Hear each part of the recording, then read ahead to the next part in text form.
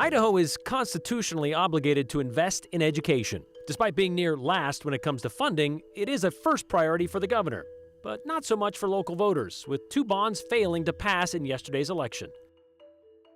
But it ain't over yet for the plan to use public money for private schools. A new version of a voucher program is back before the Senate.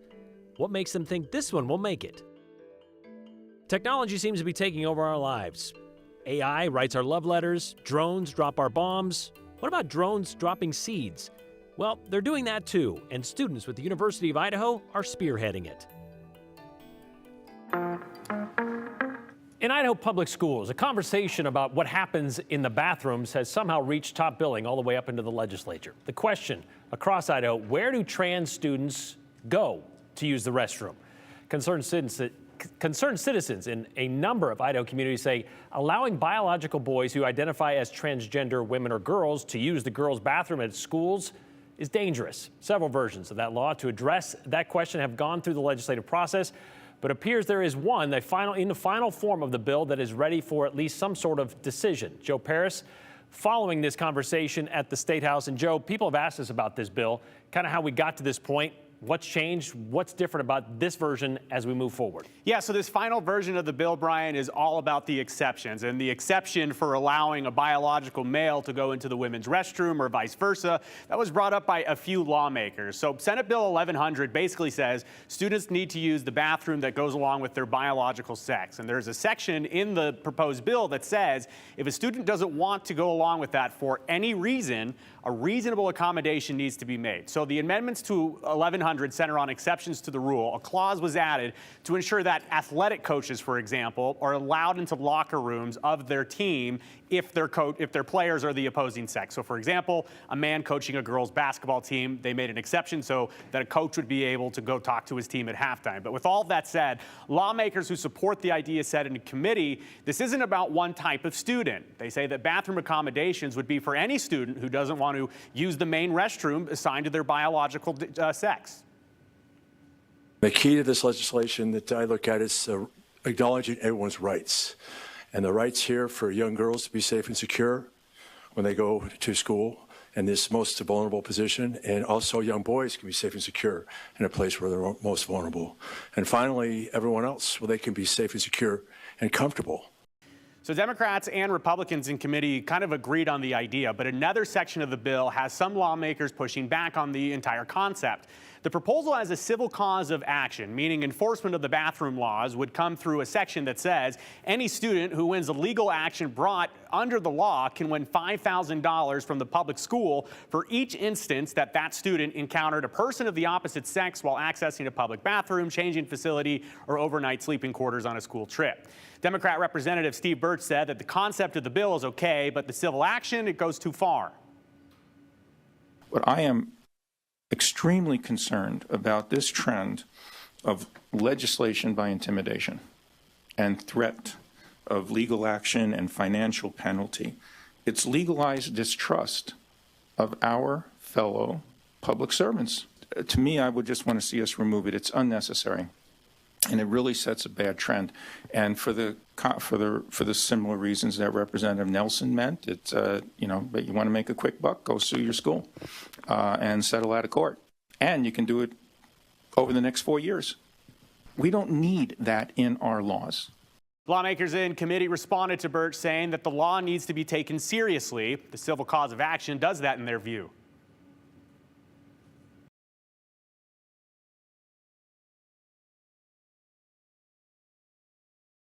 It looks like we might have lost our audio there, but lawmakers were saying that they really wanted to make sure that they had this civil cause of action in the legislation because that way it'll have teeth. And lawmakers who support the idea say that if it doesn't have teeth, well, then there's no reason to pass the law because they, in their view, believe that would probably have to have an issue. So anyways, Brian, as we continue to follow this, we now know that this is going to go to the full Idaho House. And something that was said at the end of committee by the chairman is that Idaho superintendents and school districts have kind of worked on this version of the bill with lawmakers, them saying, look, we're looking for guidance here. The way it is right now is each school district kind of has their own policy. We've heard from superintendents and school districts that said, look, take this out of our hands. We want to know what to do. I want to know who's going to be monitoring this. Like, how do you enforce this or prove something like this in a school? And it's going to be difficult, and we're going to find situations where, critics of the idea say, are you going to have somebody standing at a restroom saying, well, are you a boy or a girl? Can I check? So stuff like that, it's going to have to play out, and that's what, critics of the idea say this is messy. Supporters say it should be pretty easy to kind of legislate it. Okay. Thanks, Joe. We'll keep an eye on it. Heading to the full Senate. All right, here's one from the lighter side of the legislature. We talked about this already, about this idea to name a state dinosaur. Fourth graders in Eastern Idaho lobbied lawmakers on this idea.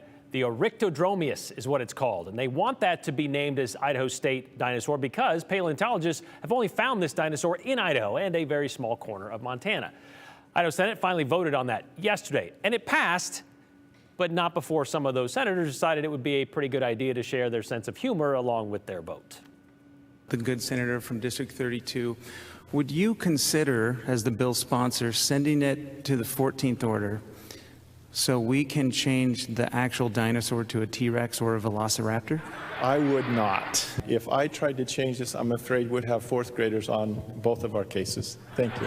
I'm just wondering if the scientist who's provided this, do you know if he has any of the DNA of this stored somewhere, and if we're looking at maybe another park being added to the state?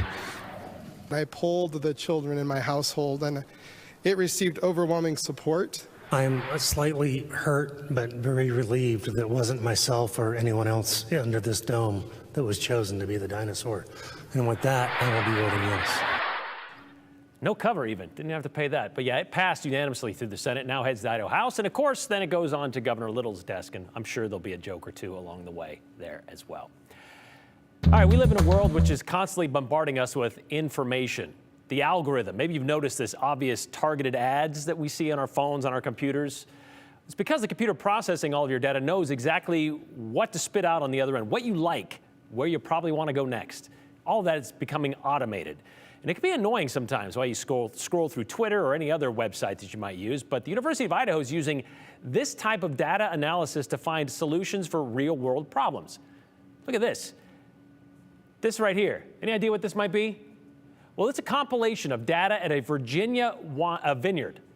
It's telling us every detail about the weather, the soil conditions, anything you want to know about what's happening right now in this spot. And graduate students at Idaho's Robotics Center designed and installed the whole system. It's just the initial step toward their long-term project. And they want to find the most efficient ways to farm. It was all sparked with an unlikely partnership on the other side of the country. Here's Andrew Bartline. There's people who want to be different for the sake of being different. But there's other reasons not to follow the crowd, including Jacqueline Mauman. No. She's just looking for something more. Sometimes I wish I was a little bit more scared, but I guess that's my problem. Jacqueline owns a 100-acre vineyard in Virginia, focused on working smarter, not harder. Our goal is to not use synthetic inputs. To do that, we decided that we had to make really smart planting decisions and start there. Start, because the vineyard doesn't have vines yet. So we bought a forest, and then we cleared 100 acres to make way for this vineyard project. And sometimes I think my greatest strength is that I've never been a farmer, because I have no preconceived notions of what it should be or what my father did or what my mother did. Jacqueline's a teacher by trade. History, U.S. history, world history, economics. Now turned student with a scientific approach. Our major problem in Virginia is humidity. What's the best weapon you have against humidity? Wind. She bought weather stations from a small company who happened to employ an Idaho computer science professor, John Shovik. And as soon as I understood the entire problem, it was a perfect project for the university. So data to outcomes. That's the whole purpose of this. Idaho robotic grad students created a new system. It's to monitor soil, temperature, moisture, sunlight, wind, all the relevant variables, documented and reported in real time. We're talking about thousands of sensors here, not 10, not 20, but thousands of sensors. Thousands tested, thousands designed, thousands installed, all by vandals from Idaho. It's amazing. It's exactly where I hope to be when you write those crazy college entrance essays. The data's an investment for Jacqueline. Lots of vineyards actually end up having to pull out vines year after year after 10 years because they made mistakes when it came to planting because they just didn't have the data. Our goal is to have vines that can live 100 years. It's a different way to do things, but she's used to that. Oftentimes, if it rains and you have muddy conditions, you can't drive with a tractor. But if you're seeding and you're spraying compost teas with a drone, you really don't have to worry about that. But I do find often that when people ask me about my vision for my farm and I tell them, I immediately get a defensive reaction, which is interesting because I'm just telling them about what I'm doing. I understand that change is hard, that people have kids to pay for and food that they have to buy. So jumping off a horse that you at least know is working is scary. Professor Shovik says he wants to bring this to Idaho, specifically Idaho's wine country in our neck of the woods in southern Idaho. This technology has a wide range of use in agriculture. That includes apple orchards, but it also has use outside of agriculture, which I admit, Brian, I didn't fully understand entirely when I spoke with him. Okay. These people are a lot smarter than me. That's probably not a secret to you. But it makes sense for someone like Jacqueline to where she doesn't want to use a lot of synthetic inputs, is what she says, whether it's pesticides and things like that.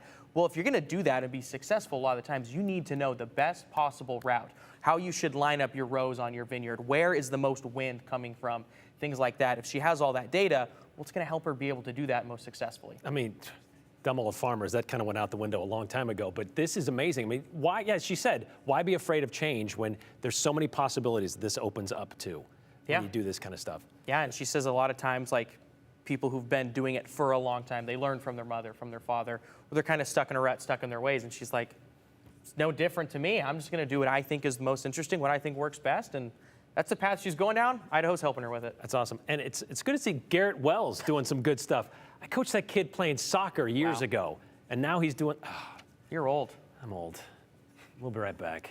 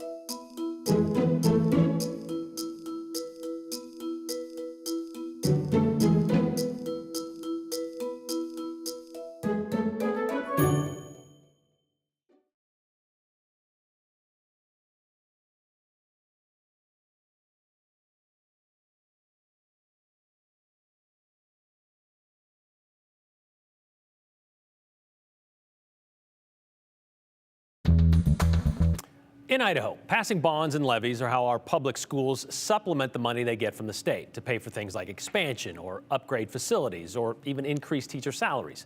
Funding that may not be allocated in annual budgets at the State House because, well, Idaho is well known for consistently underfunding its public schools.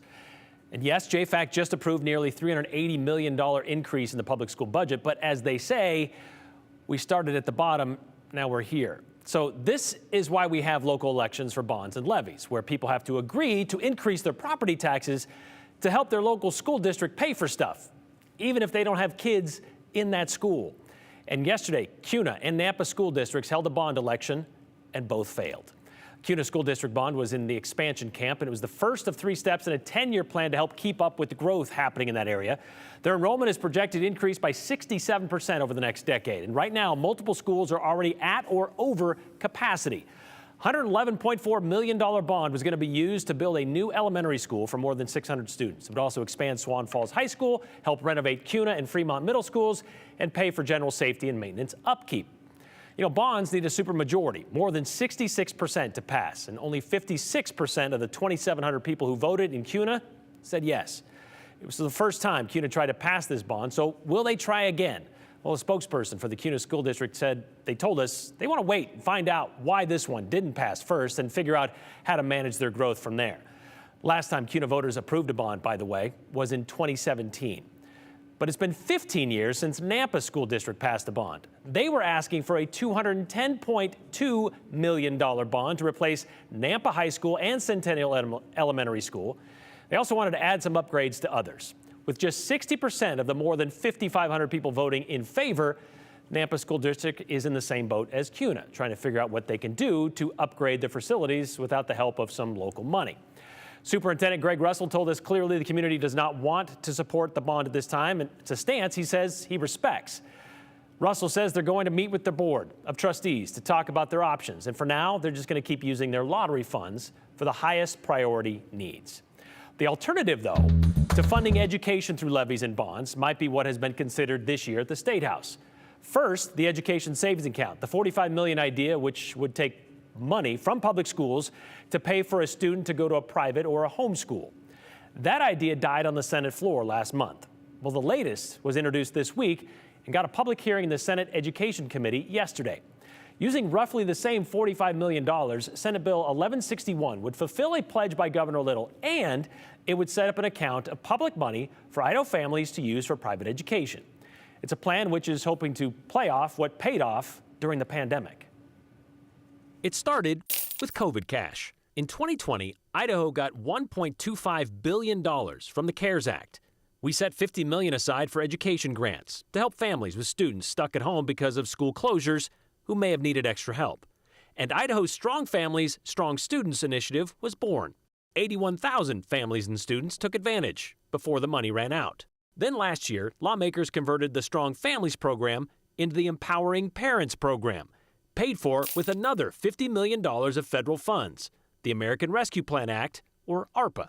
It gave microgrants of up to $3,000 per family, beginning with those making less than $60,000 a year. And nearly 30,000 Idaho families applied, which is why, during his State of the State address in January, Governor Little said this. To further reinforce parents' role as the primary decision makers in their children's education, my Idaho First plan makes permanent the Empowering Parents Grant Program. And that's what Senate Bill 1161 would do. It would create an ongoing state fund of $30 million for those Empowering Parents microgrants to continue to help with the costs of educational tools like computers and tutors. And it would also add allowing the money to be used for transportation.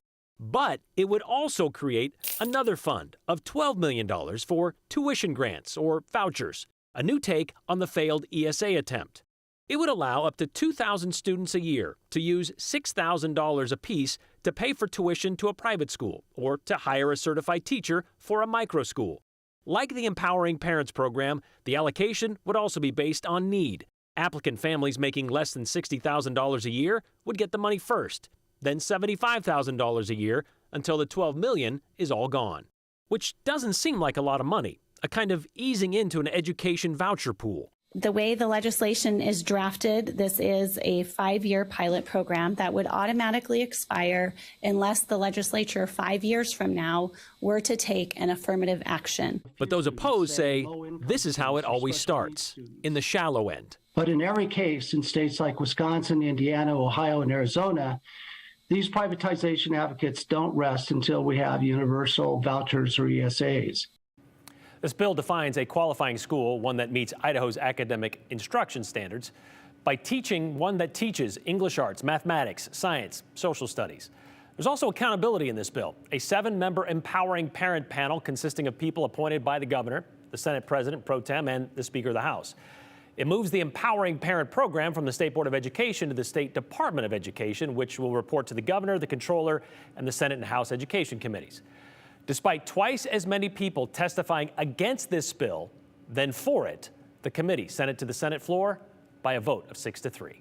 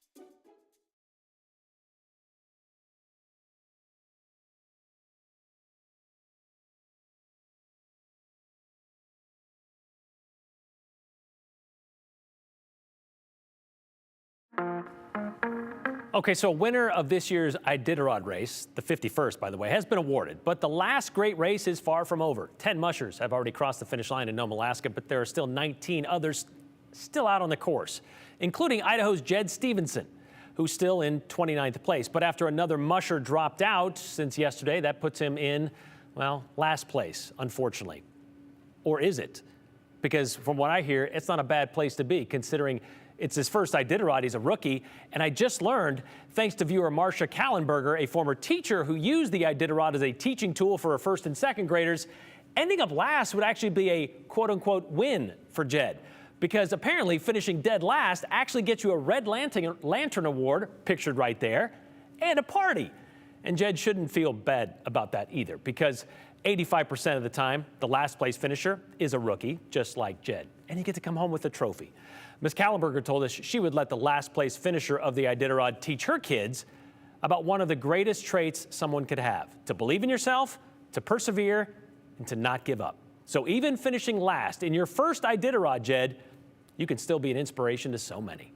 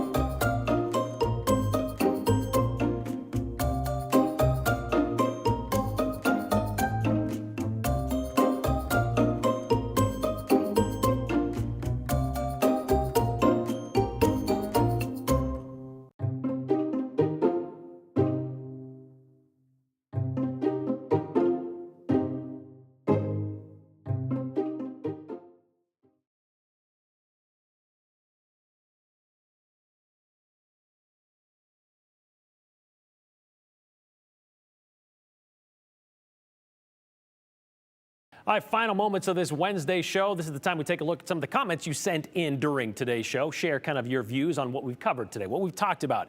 This one from Ken in Greenleaf. If our representatives would just allow impact fees, the need for these bonds would be reduced substantially. We've heard that idea before. That's something I haven't heard being talked about, however.